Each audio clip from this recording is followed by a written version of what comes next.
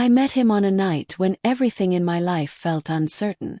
The city lights outside the restaurant shimmered like promises, and he sat across from me with the calm confidence of a man who had never been told no. He introduced himself casually, as if being a billionaire was just another detail, like the weather.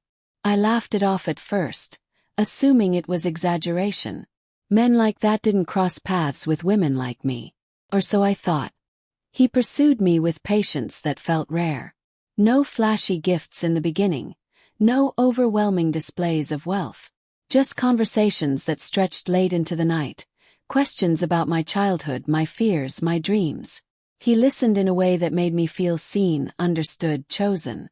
When I hesitated, he respected it. When I doubted him, he smiled softly and waited. That was the first trap, though I didn't recognize it then. How carefully he earned my trust.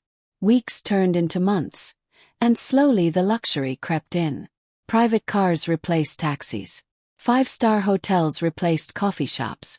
Dresses arrived without price tags, and dinners were served in rooms with views I had only seen in movies. I told myself it didn't matter. I liked him for who he was, not what he owned. And maybe, at first, that was true. When he asked me to move into his estate, it felt like a fairy tale reaching its final chapter. The house was enormous, hidden behind gates and security cameras, wrapped in silence and perfection. He said it was for privacy, for safety.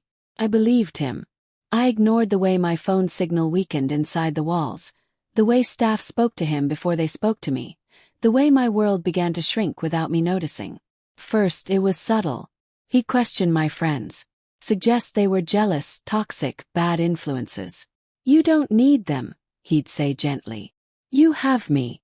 When I wanted to visit my family, he'd remind me of his busy schedule, how dangerous travel could be, how much he missed me when I wasn't around.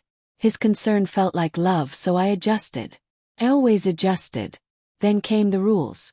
Not spoken outright, but enforced through mood shifts and silence. He didn't like certain clothes, certain smiles, certain conversations.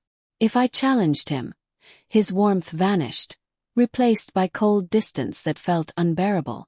I learned quickly that compliance brought peace, and resistance brought punishment. Not physical but emotional. He was a master of it. The nightmare truly began when I tried to leave for the first time. We had argued over something small, my insistence on attending a friend's wedding.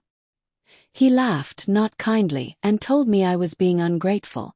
When I packed a bag, shaking but determined, I found the gates locked. My phone wouldn't connect to any network. Security stood still, expressionless, following his orders, not mine.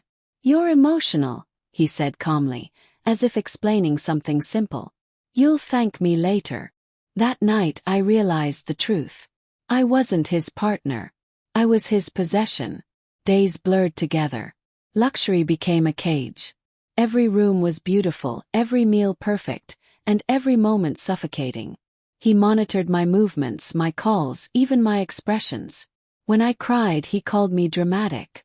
When I stayed silent, he accused me of manipulation. I began to doubt myself, to question my memory, my reactions, my sanity. That was his power. Not his money, but his ability to rewrite reality. What saved me wasn't bravery. It was exhaustion. One evening, during a gala at the estate, surrounded by powerful people laughing and praising him, I saw my opportunity. In public he was flawless, generous, charming, untouchable. I played my role perfectly, smiling, obedient, invisible. When a guest asked me if I was happy, I answered honestly, but quietly. No. She looked at me differently after that. Not with curiosity but recognition. Within weeks, help came quietly, carefully. A message slipped to me when his guard was down. A plan formed in whispers and patience. One morning, while he was away on business, I left with nothing but my documents and a borrowed phone. No dramatic escape. No confrontation. Just distance. Freedom didn't feel like relief at first. Felt like fear, guilt, emptiness. I had nightmares for months, waking up convinced I was still behind those gates. Therapy taught me words for what I'd lived through. Coercive control, emotional abuse, isolation disguised as love. The world never knew the truth about him. Billionaires rarely face consequences. But I survived, and that mattered more than revenge. Looking back, I understand now that love doesn't demand silence, obedience, or sacrifice of self. Love doesn't trap. It doesn't shrink your world. It doesn't turn luxury into fear. What began as a billionaire love story turned into a nightmare I barely escaped, but it also became the moment I learned the most important truth of my life. No amount of wealth is worth the price of your freedom.